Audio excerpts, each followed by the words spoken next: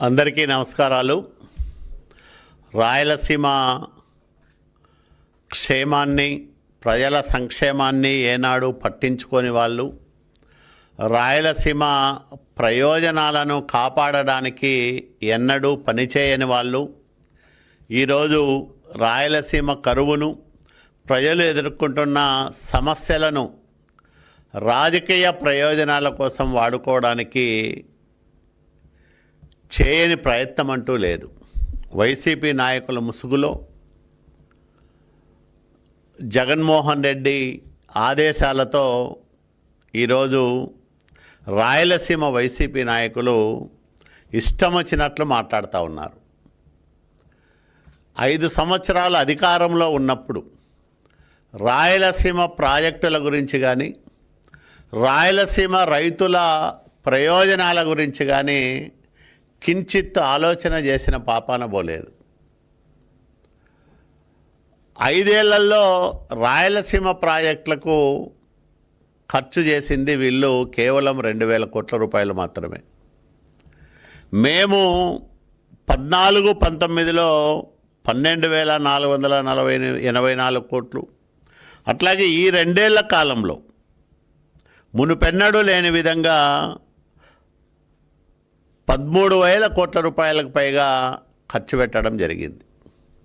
మరి ఇంత పెద్ద ఎత్తున రాయలసీమ ప్రాజెక్టులకు ఖర్చు పెడుతూ రాయలసీమ భవిష్యత్ అవసరాలను తీర్చడానికి దీర్ఘకాలిక ప్రణాళికలతో ముందుకెళ్తున్న కూటమి ప్రభుత్వం పైన కుట్రలు చేసే పనిలో వైసీపీ నాయకులు బిజీగా ఉన్నారు. నేను ఒకటే అడుగుతా ఉన్నా, మీ నాయకుడు జగన్మోహన్ రెడ్డి ముఖ్యమంత్రిగా ఉన్నప్పుడు ఒక జీవో విడుదల చేశాడు, జీవో నంబర్ 365.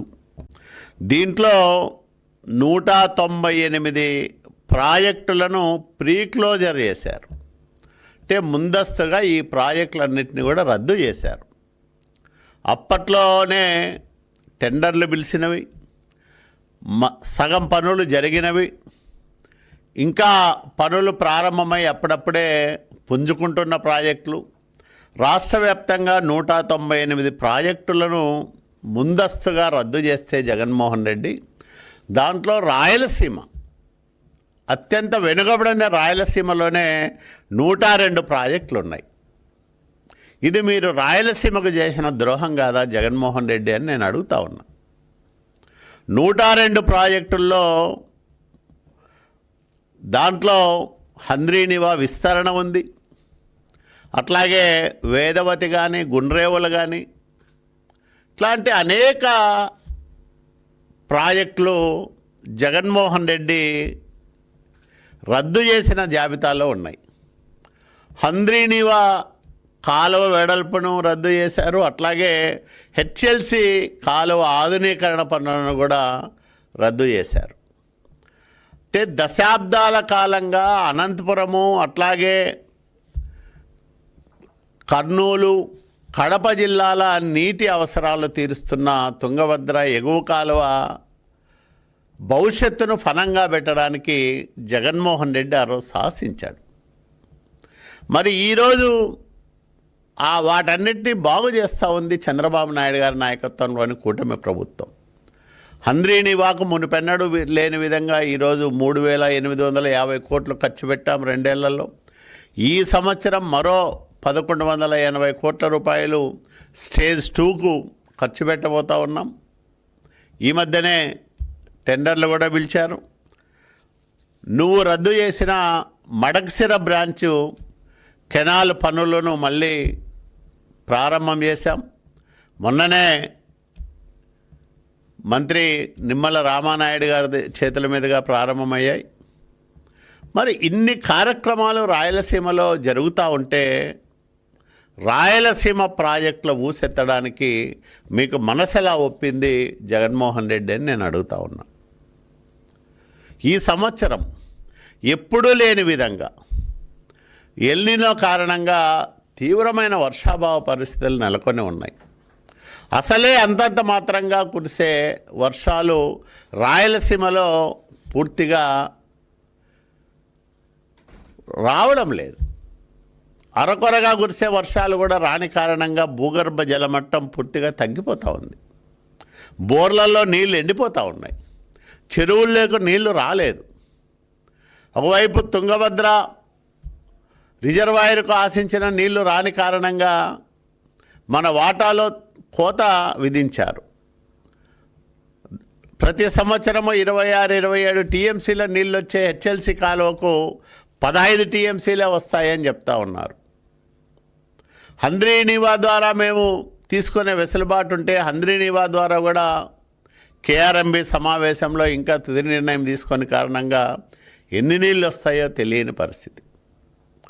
ఇట్లాంటి విపత్కరమైన పరిస్థితుల్లో కష్టకాలంలో రాజకీయాల్లో ఉండే వ్యక్తులుగా, ముఖ్యమంత్రులుగా పనిచేసిన వ్యక్తులుగా, మంత్రులుగా పనిచేసిన వ్యక్తులుగా, ఎమ్మెల్యేలుగా పనిచేసిన వ్యక్తులుగా వైసీపీ నాయకులు ప్రజలకు ప్రకృతి కారణంగా వచ్చిన కష్టాలను రాజకీయంగా సొమ్ము చేసుకోవడానికి విపరీతంగా కష్టపడుతూ ఉన్నారు. అంటే వీళ్ళందరూ గతంలో ప్రజాప్రతినిధులుగా పనిచేసిన వ్యక్తులు. వీళ్ళకు బాధ్యత లేదా అని నేను అడుగుతా ఉన్నా. ఈరోజు రైతుకు వచ్చిన కష్టం, ప్రజలకు వచ్చిన ఇబ్బంది మామూలుది కాదు. మనకే కాదు, ప్రపంచంలో దాదాపు 50 దేశాలపైన ఎల్నినో ప్రభావం ఉంటుందని ప్రకటించారు ఇప్పటికే. దాంట్లో 22 దేశాలలో తీవ్రమైన వర్షాభావ పరిస్థితులు ఉంటాయి, కరువు కాటకాలు ఏర్పడతాయి. దాని పర్యవసానంగా అనేక కష్టాలు వస్తాయి, నీటి కష్టాలు వస్తాయని హెచ్చరిస్తూ ఉన్నాయి ఆయా ప్రభుత్వాలు. మొన్ననే పార్లమెంట్లో కేంద్ర వ్యవసాయ శాఖ మంత్రి గారు కూడా చేసిన ప్రకటన, మన దేశంలో 12 రాష్ట్రాల్లో దాదాపు 315 జిల్లాల్లో ఈ ఎల్నినో ప్రభావం వల్ల వర్షాలు రావడం లేదు, తీవ్రమైన కరువు పరిస్థితులు నెలకొని ఉన్నాయని అధికారికంగా చేసిన ప్రకటన చూసాం. మరి వాస్తవము ఇంత పచ్చిగా ఉంటే ప్రకృతి కారణంగా, ప్రకృతి కరుణ లేని కారణంగా ఇన్ని దేశాల్లో, రాష్ట్రాల్లో, జిల్లాల్లో కరువు విలయతాండవం చేస్తూ ఉంటే రాయలసీమలో వైసీపీ నాయకులు ప్రజలకు, రైతులకు ధైర్యం చెప్పాల్సిన వాళ్ళు, కష్టకాలంలో మేము కూడా రాజకీయాల్లో ఉన్న వ్యక్తులుగా మీకు తోడుగా ఉంటామని రైతుల్లో, ప్రజల్లో ఆత్మస్థైర్యాన్ని నింపాల్సిన బాధ్యత ఉన్న రాజకీయ నాయకులు ఈరోజు కుట్రలు, కుతంత్రాలు చేస్తూ రాయలసీమ కరువును రాజకీయ ప్రయోజనాల కోసం వాడుకుంటా ఉన్నారు. ఇది బాధ్యతాయుతమైన నాయకులు, పార్టీ చేసే పని కాదని నేను ఈ సందర్భంగా వాళ్ళకి చెప్తా ఉన్నా. ఎందుకంటే జగన్మోహన్ రెడ్డి మొన్ననే ప్రెస్ మీట్ పెట్టి కరువు కాటేస్తున్న కుంభకర్ణుడి నిద్రే అని సాక్షి పేపర్లో పెద్దగా రాసినారు. దీంట్లో ఏం రాసుకుంటాడు, తెలంగాణ నీళ్లు తోడేస్తుంటే బాబు మౌనమని దీంట్లో రాస్తారు. ఇదే వైసీపీ ఆలోచనలు కలిగి ప్రాంతాల మధ్య, కులాల మధ్య, ప్రజల భావోద్వేగాలతో మాత్రమే రాజకీయాలు చేస్తున్న బీఆర్ఎస్ నాయకత్వంలో తెలంగాణలో నడుస్తున్న నమస్తే తెలంగాణ పత్రికల్లో కృష్ణను చెరబడుతున్న ఏపీ అని రాస్తారు. కృష్ణా జలాల్లో అంతులేని ఏపీ దోపిడీ అని ఇంకొక సబ్హెడ్డింగ్ పెట్టి రాస్తారు. మనము ఏపీ 30 టీఎంసీలు తోడేస్తే తెలంగాణ 3 టీఎంసీలు మాత్రమే వాడుకుంది కృష్ణా జలాల్లోని నమస్తే తెలంగాణలో రాస్తారు. ఇక్కడేమో తెలంగాణ నీళ్లు తోడేస్తూ ఉంటే బాబు మౌనమని సాక్షి పేపర్లో రాస్తారు. ఏది నిజం జగన్మోహన్ రెడ్డి అని నేను అడుగుతా ఉన్నా. సేమ్ వేవ్ లెంగ్త్ కదా నీకు అక్కడుండే కేటీఆర్కు లేదా బీఆర్ఎస్ పార్టీ వాళ్లకు. ఇద్దరి ఆలోచనలు, విధానాలు అన్నీ కలిసి ఉంటాయి కదా. మరి నువ్వేమో ఇక్కడ తెలంగాణ కృష్ణా నీళ్లు దోడేస్తుందని రాస్తున్నావు. తెలంగాణలో బీఆర్ఎస్ పార్టీ నాయకత్వంలో నడుస్తున్న పత్రికలోనేమో కృష్ణను చెరబడుతున్న ఏపీ అని వాళ్ళు రాస్తారు. అంటే ప్రాంతాల మధ్య చిచ్చు పెట్టడానికి, ప్రజల్లో వైషమ్యాలు రెచ్చగొట్టడానికి, విభేదాలు సృష్టించి రాజకీయ పబ్బం గడుపుకోవడానికి ఈ రెండు పార్టీలు కరువును అట్లాగే సాగునీటి కష్టాలను ఏ విధంగా ఆయా ప్రభుత్వాలపైన రుద్దుతూ ఉన్నాయో దాన్ని అడ్డం పెట్టుకొని ఏ రకంగా దుష్ప్రచారం చేస్తూ ఉన్నాయో ఈ రెండు పచ్చి ఉదాహరణలని కూడా నేను చెప్తా ఉన్నా. రెండు పత్రికల్లో భిన్నమైన కథనాలు ఒకే అంశానికి సంబంధించి. కృష్ణా నీళ్లను ఏపీ తోడేస్తూ ఉంది, దోపిడీ చేస్తూ ఉంది అని నమస్తే తెలంగాణ రాస్తే, కృష్ణా జలాలను తెలంగాణతో తీసుకుపోతా ఉంటే బాబు మౌనమని జగన్మోహన్ రెడ్డి పేపర్ రాస్తుంది. ఆయన స్టేట్మెంట్ ఇది, మంది వేరేది కూడా కాదు. మరి ఏది నిజం, ఏది సత్యం, ఏది అసత్యం? ఏదో ఒకటే ఉండాలి కదా.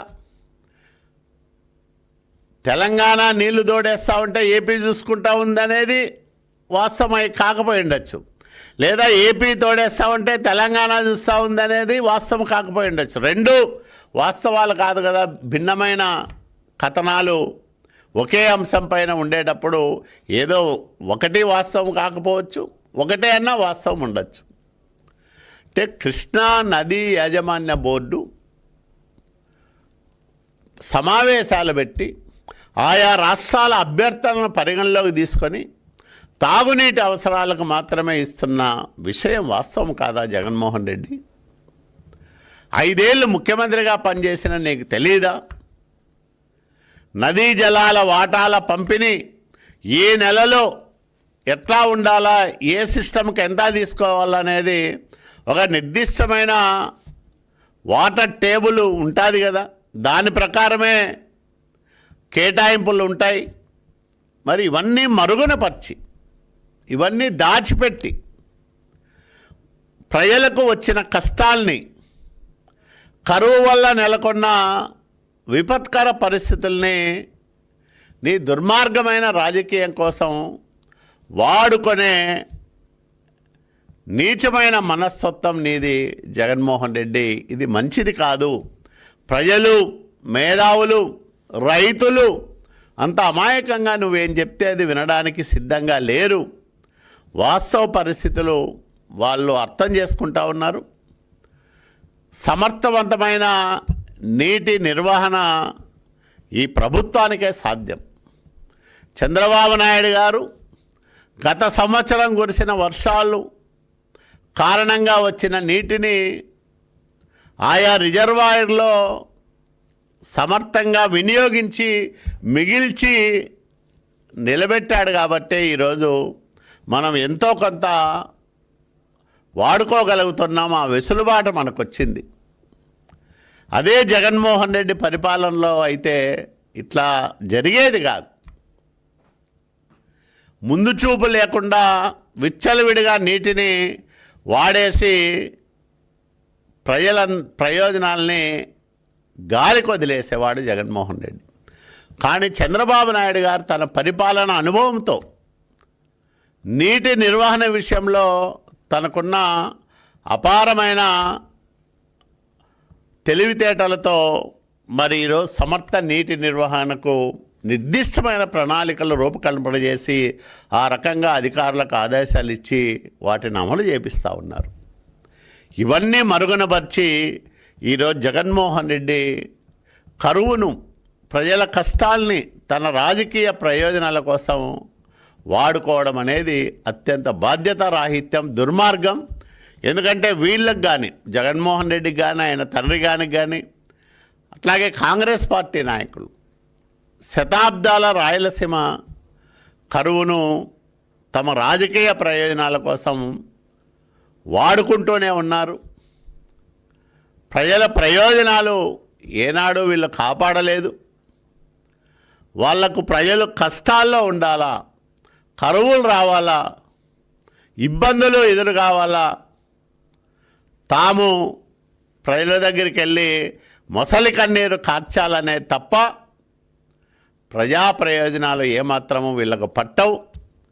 ఈ ఎల్నినో కారణంగా ఎదురైన వర్షాభావ పరిస్థితులను మరింత సమర్థంగా ఎలా ఎదుర్కోవాలో ప్రభుత్వానికి నిర్మాణాత్మకమైన సలహాలు సూచనలు ఇవ్వాల్సిన బాధ్యతాయుతమైన రాజకీయ నాయకులు ఈరోజు అత్యంత దుర్మార్గంగా, నీచంగా, హీనంగా అబద్ధాలు వల్లవేస్తూ ప్రజలను రెచ్చగొడుతూ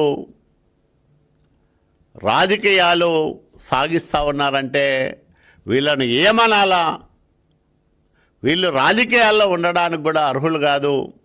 ఈరోజు రైతులకు వచ్చిన కష్టాన్ని, ప్రజలకు ఎదురవుతున్న ఇబ్బందుల్ని ప్రభుత్వం ఎప్పటికప్పుడు సమీక్షిస్తూ తదనుగుణంగా చర్యలు తీసుకుంటూ అందరిలో ఒక ధైర్యాన్ని నింపుతూ భవిష్యత్తు తాగునీటి అవసరాలకు సరిపడా నీటిని నిల్వ చేసుకుంటూ, ఎందుకంటే 2027 జూలై వరకు తాగునీటి అవసరాల కోసం మనం ఎక్కడికక్కడ అవకాశం ఉన్న చోటల్లా నీరు నిల్వ చేసుకోవాల్సిన అవసరం ఉంది. దాన్ని గమనంలోకి తీసుకొని ఆ రకమైన చర్యలు చేపట్టింది. కాబట్టి కష్టకాలంలో ప్రజలకు బాధ్యతాయుతమైన రాజకీయ పార్టీలు, అట్లాగే రాజకీయ నాయకులు, మేధావులు, ప్రజా సంఘాల వాళ్ళు అండగా ఉండాలి.